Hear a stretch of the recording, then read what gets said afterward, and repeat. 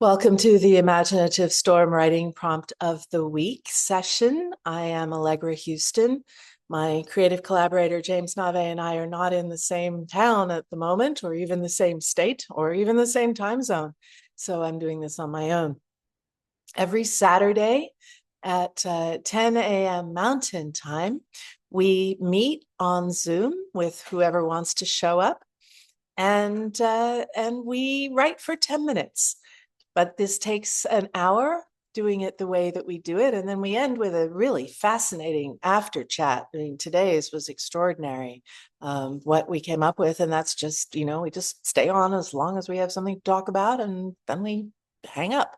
So anyway, I won't be giving you the after chat today. I'll just be giving you the prompt and the community word list that we create as further prompts, and timing you for 10 minutes, and then crediting the image, asking you to read what you wrote aloud, which is a very important part of our method, and we'll get to that when we get there. If you would like to join us one Saturday or one Thursday afternoon, please do. You'll find all the information at imaginativestorm.com, and it's free. So here is how we do it. We share an image.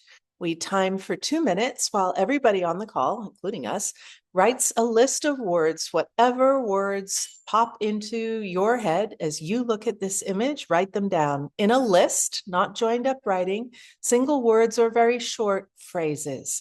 So the words don't have to have anything to do with the image at all. The more random, the better. Here's your image, and the 2 minutes will start now.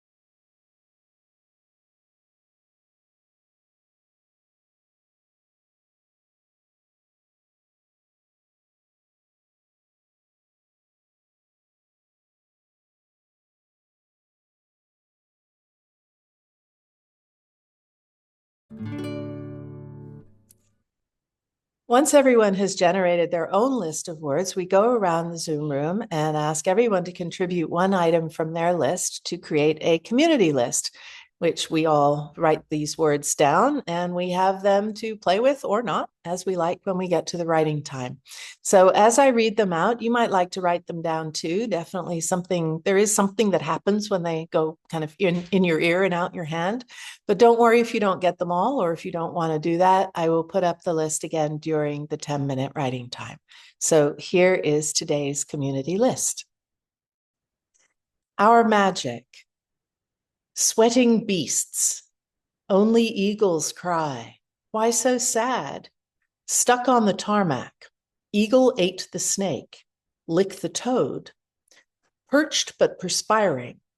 I've forgotten my Latin. Tug of war. Hug of war.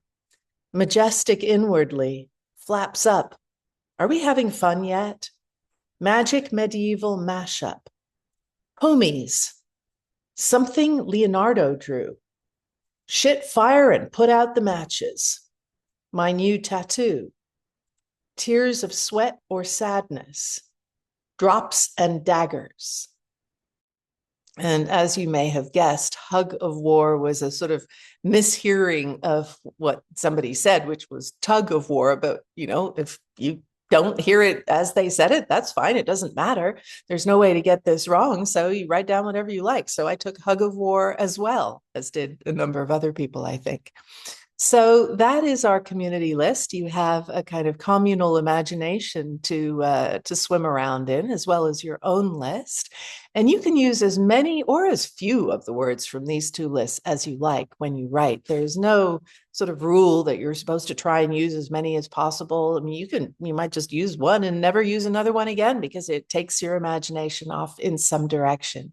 And that's what we ask you to do. Let your imagination lead. Let it take you off in whatever direction it wants to go in. And your rational mind's job is just to follow and let it happen. Give up control, not worry about whether it's good or coherent or any of those kind of things. And if things stop making rational sense, that's fine too. You'll discover when you read aloud that things make a really interesting kind of sense that you might not imagine with your rational mind.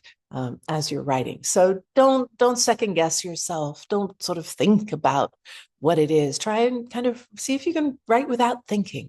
And I'll start the 10 minutes now.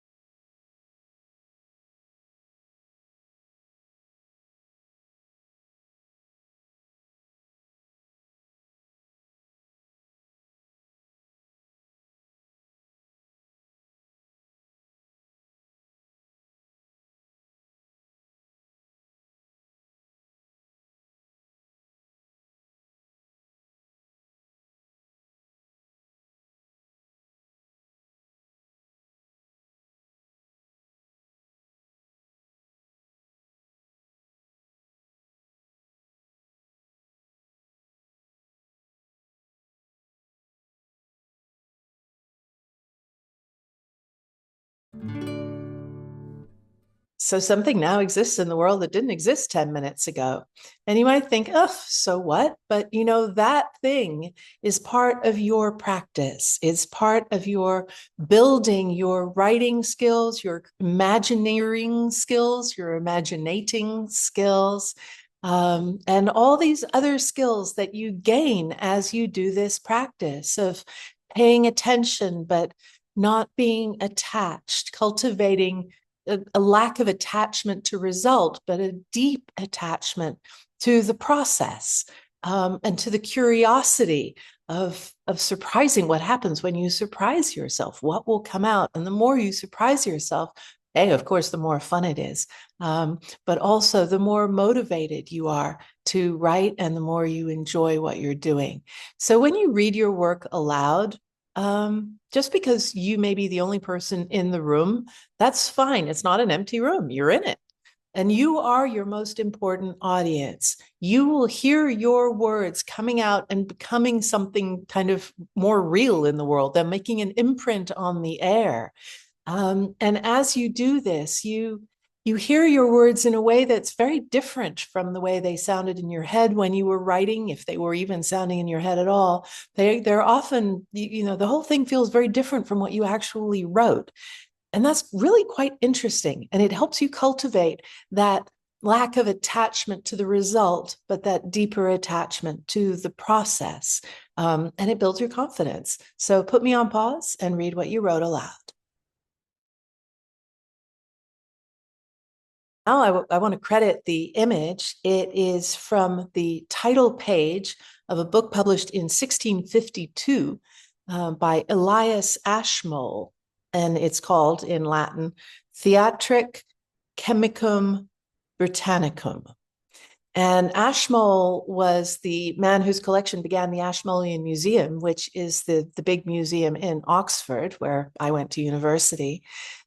He was interested in alchemy. He was interested in Rosicrucianism. He was an extraordinary collector of just about anything you could think of, all kinds of curiosities.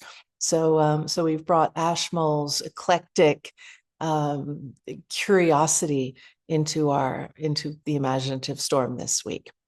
And if you would like to share what you wrote, and we would certainly love to read it, you can do so on our Circle page platform. And you know, we all post there. This has been going for 4.5 years. You'll find every prompt that we've done every week for 4.5 years there on the Circle, along with the community lists of words and the people who chose to post what they wrote. And other people can, you know, appreciate what you like and comment on it. And all the comments are supportive. That's really important to us because this is raw work. Criticism is just simply not appropriate. The only thing that's appropriate is appreciation for what pops, what's strong, what has some emotional impact. So please do post what you wrote on the Circle, and here's how you get there. You go to imaginativestorm.com, scroll over to community, the Imaginative Storm community, inspiration and momentum, Imaginative Storm on Circle. Click on that, it'll take you further down the page. And then click here to go to the Circle. It'll look a little different to you when you get there because you aren't signed in yet, but you make a username and password. It's free. And then you will get something like this. You go over here to Prompt of the Week. And here you will find all the prompts of the week that we have done for over 4 years now. That is a lot of weeks. And I will show you last week's as an example.